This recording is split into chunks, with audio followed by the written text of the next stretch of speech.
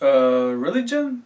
You sure you weren't watching like a rerun of Terminator 2 on FX or something when you said that you vouched for Genisys?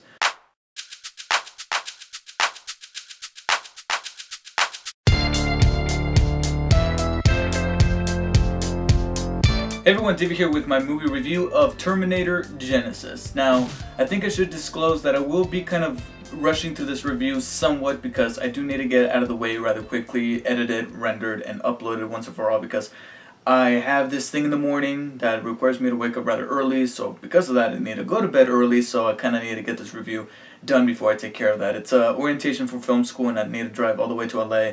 And so since I have that tomorrow, I need to get this review done rather quickly. So anyways, we got Terminator Genisys, which is the 5th entry in the Terminator franchise. And supposedly this is the one that's supposed to reinvigorate the franchise by practically pressing the reset button on so many of the events that have transpired ever since the original Terminator. Because this one, it connects to not just that one, but also Terminator, mostly Terminator, not so much Terminator 2, but mainly Terminator, and then to some of the events that supposedly transpired on the infamous Judgment Day. And without getting into too much of the story, let's just say that Kyle Reese is sent back to the past. I'm sorry, sent back to the past by John Connor to stop a Terminator from killing his mother, Sarah Connor, which is practically the same plot they had in the original Terminator. Only this time, things are a little bit different. Sarah Connor appears out of nowhere, battle ready, ready to take on whatever Skynet is ready to send back to kill her, and helping her along is this Guardian Terminator. And so Kyrie's like, what the hell is going on? Just as much as the audience is.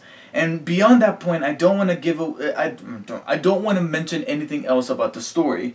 There's an ant crawling on me. I don't want to mention anything else about the story. Not only because the trailers already did that, they already spoiled what would have been an awesome twist in the movie, but beyond that, it's just really convoluted. I can't say too much about the plot because I'm still trying to comprehend it. I'm not even kidding. I feel like they just tried to cram a little too much into the plot, into the little segments of the movie in which they could, bookended by these action sequences. They used a little bit too much CGI, and they tried to over-explain and over-complicate certain things that, I'm not even kidding, in terms of the story, because I feel like this is an entertaining movie. It's an entertaining movie. I walked out of it saying, you know what, it was entertaining, I had some fun with it. But as a Terminator movie, as an entry into that franchise, you can finish things off with Terminator 3 and not really deal with this movie all that much, and you will still be practically at the same point in time. The only little thing that I'm willing to give this movie credit for is that it actually ends on a rather unconventional way that sequels tend to end on. Without giving at least that away, let's just say that any other sequel would have left with something to include that very iconic theme music, dun dun dun dun dun, because it's like a big dun dun dun dun dun. What's gonna happen next?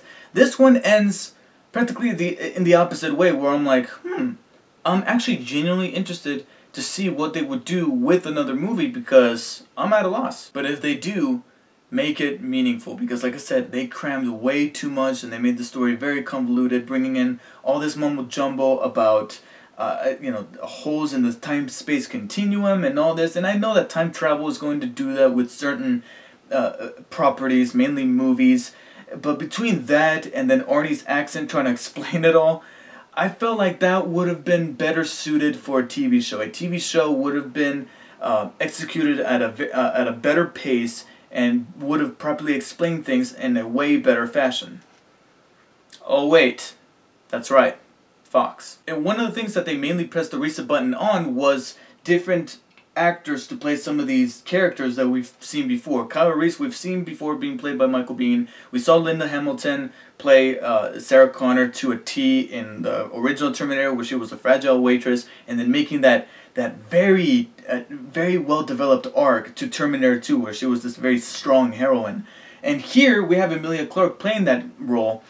But out of all the cast members, I was fine with everybody else. Jason Clarke as John Connor, Jay Courtney as Kyle Reese. All of them were fine, but it was Emilia Clarke who I thought had shades of Linda Hamilton mostly throughout the movie. I was like, okay, she was actually kind of cool. I liked her. But then there would be these moments where she was a little off character. She acted more like a teenager, especially whenever she would retort back to the T-800 Guardian here. There would be moments where she was just a little bit off character for me, which is funny because she kind of resembles the tone of the movie. For the most part, it's pretty serious and straight-faced, but ever so often there would be like a Michael Bay moment in terms of comedy where I'm like, okay, this just feels really out of place. Speaking of which, Arnie as the T-800, or as they call him, Guardian in this movie, because he's more of a Guardian role rather than an actual Terminator, I liked him. I think it was fun. Certain times I will agree with what some other people have said, that he has become a bit of a parody of himself, but I still liked him, seeing him back as the Terminator and in that very coveted role. And I liked his little back and forth with Kyle Reese, being that Kyle Reese is very untrustworthy of robots because he sees them as just killing machines. I liked seeing the back and forth between him and Arnie here. And like I said, the action sequences that would bookend the parts of the story were entertaining. I will admit, at times it was a little bit too effects heavy, to where if they were to have stuck with some practical effects, it would have been even more awesome. Similar to how Terminator 3 handled some of its visual effects. I remember there were certain scenes in Terminator 3 that were done with practical effects and explosions and stuff like that, old school, and I'm like, okay, that was entertaining. Say what you want about that movie, but there were certain scenes that I still remember from that movie. That scene where Arnie is hanging on at the ladder of that fire truck, I believe, and the TX is just ramming him into those buildings, and he's just crunching right through. I know it's not Arnie himself, but it looks like a practical effect. It didn't look like CG like most of the things in this movie. There's a scene where a bus flips over, and for a second I'm like, okay, maybe they actually flipped at least a fake bus, but it's a practical effect.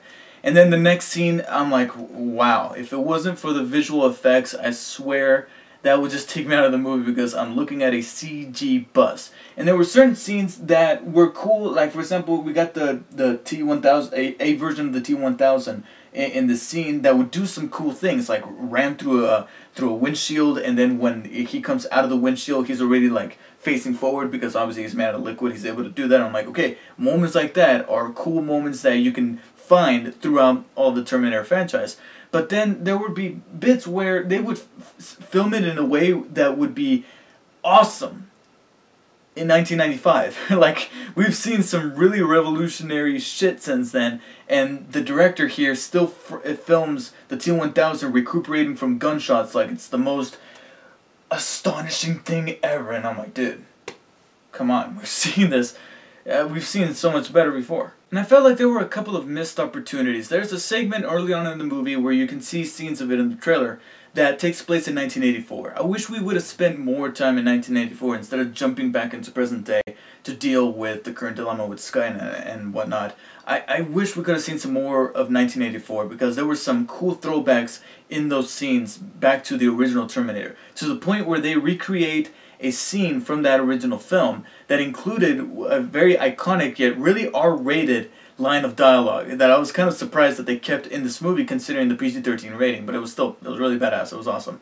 And also J.K. Simmons appears in the movie, and I wish we could have seen more of him, because he was really fun to see on screen. I liked seeing him geek out about the science fiction-y stuff that was going on around him, being that he I don't want to get too much into the story, but at the same time, like I said, that the trailers gave off way too much, and even if I were to try to explain to you what goes on in the plot of this movie, I don't think you would even understand yet. So let's just say that J.K. Simmons factors into the story in a fun way. I just wish they would have utilized them better, instead of being that guy that kind of helps out the regular humans in the story in a very satisfactory way to serve the plot, and then just be like, okay, I'm gone, bye bye, gonna go sell farmers insurance to all these cars you just destroyed. We are farmers. Ba-dum-bum-ba-bum.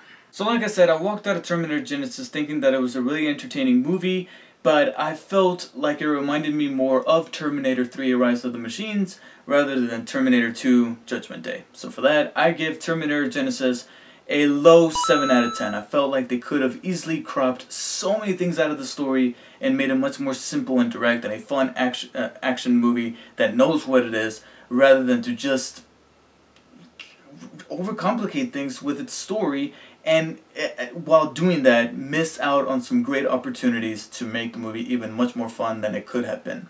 So let me know what you guys thought of Terminator Genisys if you have watched it, and I'll see you guys next time. And before I wrap up, I have to do an impression. of Arnold Schwarzenegger. No.